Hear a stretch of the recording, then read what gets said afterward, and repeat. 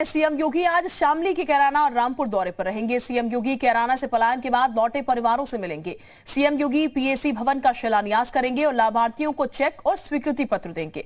इस दौरान मुख्यमंत्री जनसभा को भी संबोधित करेंगे। सीएम योगी के कैराना दौरे को लेकर सुरक्षा के कड़े इंतजाम किए गए हैं। मुख्यमंत्री कैराना के बाद रामपुर जाएंगे। यहाँ कई परियोजनाओं का लोकार्पण और शिलान्यास करेंगे। ये आपको बता दें, बीजेपी ने कैराना से पलायन का मुद्दा साल 2016 में उठाया था। बीजेपी ने कैराना से पलायन का मुद्दा बनाकर 2017 का विधानसभा चुनाव लड़ा और शामली क्षेत्र नहीं बल्कि पश्चिमी उत्तर प्रदेश में भी बड़ी जीत मिली। उत्तर प्रदेश में भाजपा सरकार बनने के बाद कैराना में बदमाशों के कई एनकाउंटर हुए। अब यहां कानून व्यवस्था मजबूत है।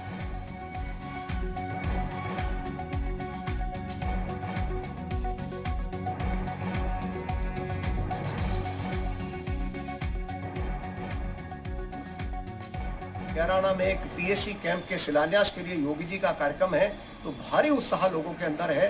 बड़ी तैयारी है। भारतीय जनता पार्टी के सारे कार्यकर्ता, जनप्रतिनिधि, शामली की जनता पल के बिछाए बैठी है और सभी लोग अभिनंदन करना चाहते हैं अपने लोकप्रिय मुख्यमंत्री योगी आदित्यनाथ जी का कि आपने शामली जनपद को, पश्चिमी उत्तर प्रदेश को जो नई ऊर्जा दी है, नई दिशा दी है आदरणीय प्रधानमंत्री जी की प्रेरणा से, हम सब आपका स्वागत करने के लिए पूरी तरह से तैयार।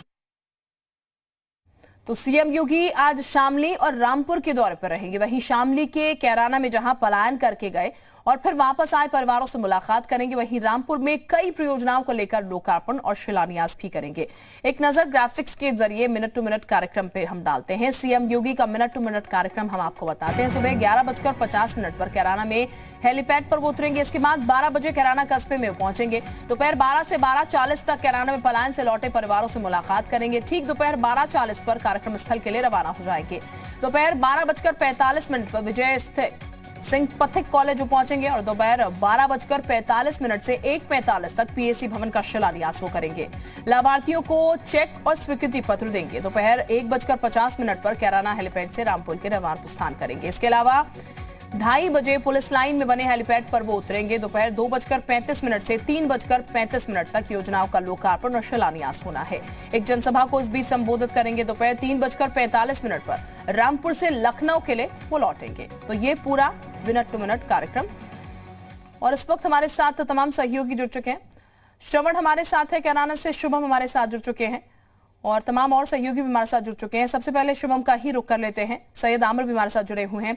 शुभम, चूंकि सीएम योगी आदित्यनाथ कैराना पहुंचेंगे, आज तमाम वो जो पलायन करा था जिन परिवारों ने, उनसे बातचीत भी करेंगे और जाहिर तौर पर चुनावी मोड है चूंकि, तो ऐसे में हर कोशिश भी हो रही है। आज इस दौरे को किस तरीके से देखें, किस लिहाज से देखें और कितना महत्वपूर्ण इस दौरे को मानकर चला जाए? देखिए, 2017 विधानसभा चुनाव में कैराना एक अहम मुद्दा था। जब एक तरफ लोग वहां से पलायन कर रहे थे, तो ऐसे में उस समय भारतीय जनता पार्टी के चूंकि फायर ब्रांड नेता मुख्यमंत्री योगी आदित्यनाथ थे, तो उस समय बढ़ चढ़कर उस समय उन परिवारों की आवाज उठाई थी।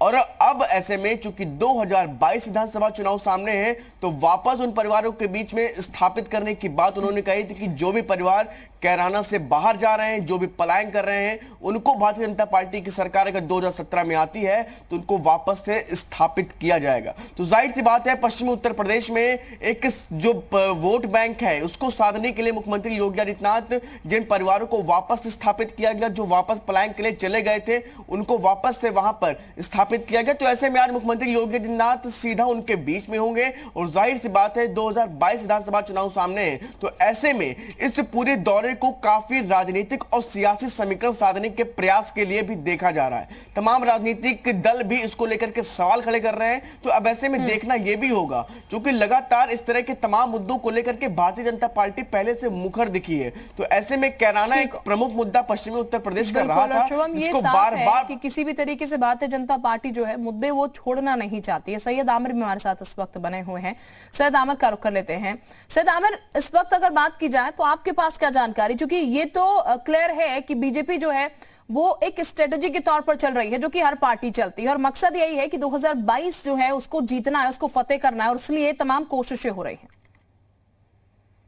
देखिए, निश्चित तौर पर आज का जो मुख्यमंत्री योगी आदित्यनाथ जी का रामपुर का जो ये दौरा है, ये बहुत महत्वपूर्ण इसलिए माना जा रहा है क्योंकि रामपुर जो है समाजवादी पार्टी का एक गढ़ माना जाता है और यहाँ पर सेंध लगाने की पूरी कोशिश भारतीय जनता पार्टी करेगी, क्योंकि 2022 का जो चुनाव है बहुत ज्यादा करीब है। यहाँ 5 विधानसभाएं हैं, 5 में से 3 जो है विधानसभाओं पर समाजवादी पार्टी का कब्जा रहा था 2017 के विधानसभा चुनाव में। तो ये समाजवादी पार्टी का जो एक तरीके से गढ़, दूसरा आजम खां जो यहाँ के सांसद हैं उनका गढ़ माना जाता है। तो निश्चित तौर पर बहुत महत्वपूर्ण इसके मायने सियासी भी लगाए जा रहे हैं। और चूंकि आज यहाँ पर गांधी स्टेडियम में मुख्यमंत्री योगी आदित्यनाथ को आना है और कई योजनाओं का लोकार्पण भी करना है, शिलान्यास भी करना है, तो मुख्य मुद्दा तो वो है, लेकिन इसके सियासी मायने भी, सियासी जो सरगर्मियां हैं तेज होती हुई नजर आ रही हैं।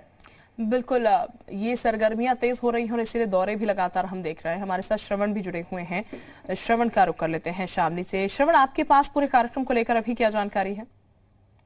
जी बिल्कुल, मैं आपको बताना चाहूंगा कि जिस तरीके से 11:50 पर योगी जी यहाँ 1:50 पर तक वो यहाँ पर जिस तरीके से वो यहाँ पर पहुंचेंगे, पीड़ितों से जो कैराना पलायन कर चुके थे कैराना से और वो वापस लौटे हैं उनका हाल जानेंगे और फिर एक सभा को संबोधित करेंगे और हजारों लाखों करोड़ों रुपए की योजनाओं का भी शिलान्यास होगा।